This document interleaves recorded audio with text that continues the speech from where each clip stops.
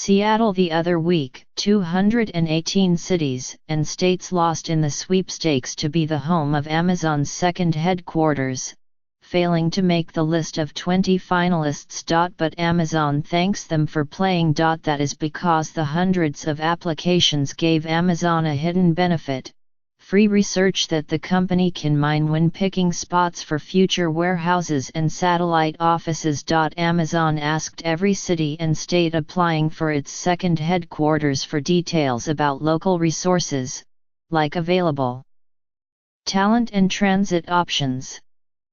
Local officials were also prodded for tips on local education programs and tax incentives. The answers, most of which have not been released publicly, essentially do Amazon's homework for it, providing valuable information that the company otherwise would have needed to dig up on its own or obtain through one-on-one negotiations. The application from the Kansas City, MO, region detailed a program for teaching technical skills to preschoolers through 12th graders, according to a person briefed on the submissions, who would speak only anonymously because the discussions were private.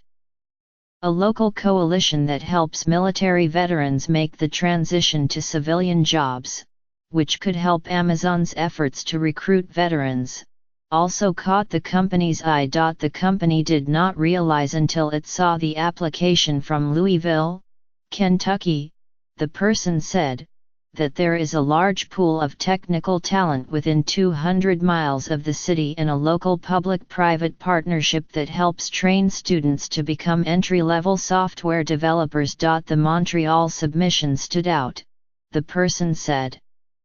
With its thinking about attracting foreign talent to the region. Amazon alluded to the upside of the information last week when Holly Sullivan, its head of economic development, said the rejected locations could receive a consolation prize of sorts. Through this process we learned about many new communities across North America that we will consider as locations for future infrastructure investment and job creation, she said in a statement. Amazon's plans are another illustration of how its search contest is about more than a second headquarters, or HQ2, as the company calls it.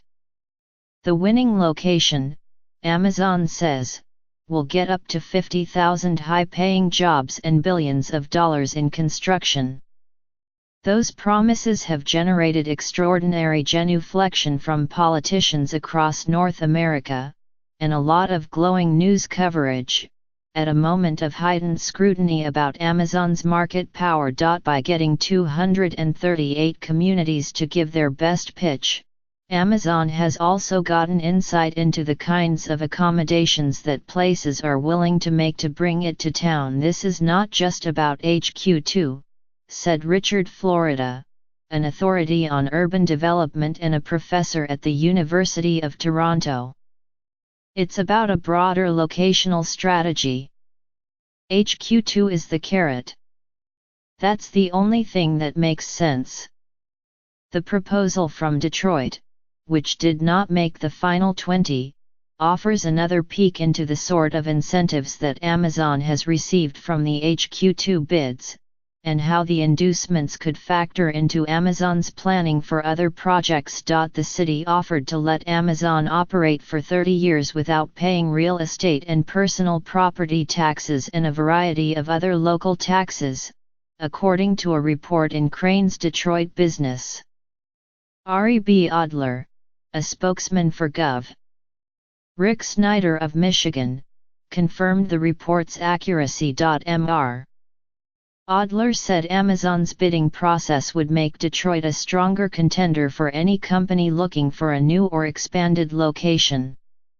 Amazon already has other facilities in the state, and Michigan welcomes more of them, he said. We heard from Amazon that some of the key things in our favor during the review process were our commitment to partnerships, the creativity of our proposal and the investments being made in the region's growth, Mr. Adler said. Only about 40,000 of Amazon's 540,000 global employees work in Seattle, its home base.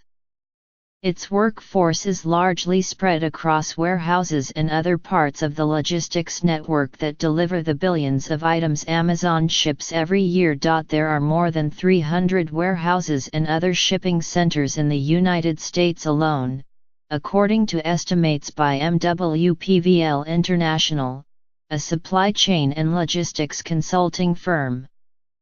The company is adding new ones at a fast clip. Amazon warehouses are often close to metropolitan areas, so orders can be delivered to population centers as quickly as possible.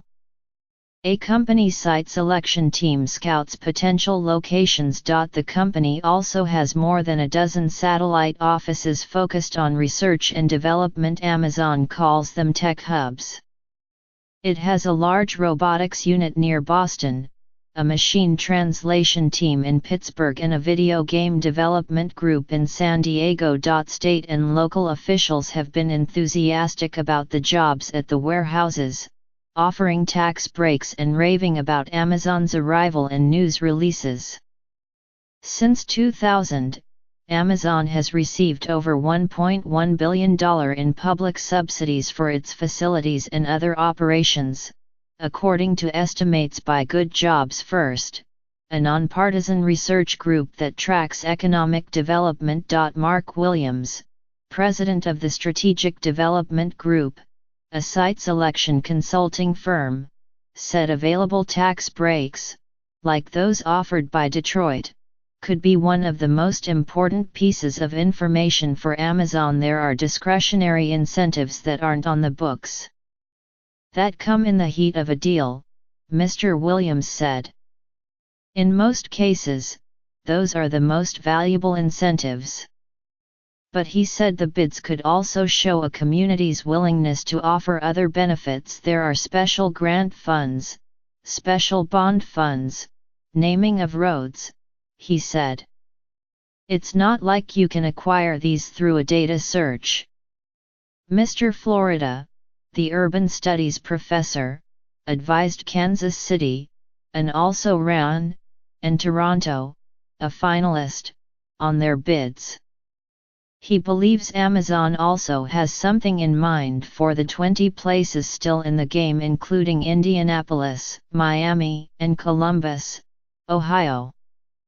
The company is talking to all 20 and getting even more information from them. What is a better distribution hub than Columbus or Indianapolis?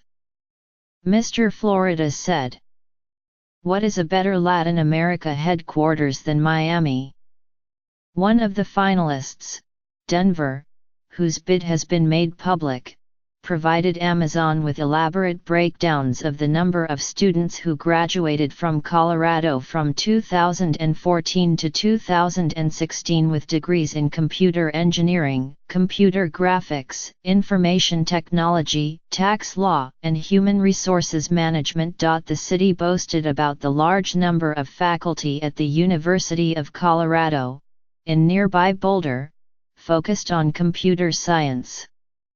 Denver also suggested a handful of possible development sites for Amazon, though those locations were redacted from the public material. There is no better place for Amazon's second home than Colorado, John W. Hickenlooper, the state's governor, said in a cover letter with its application addressed to Jeff Bezos, Amazon's chief executive.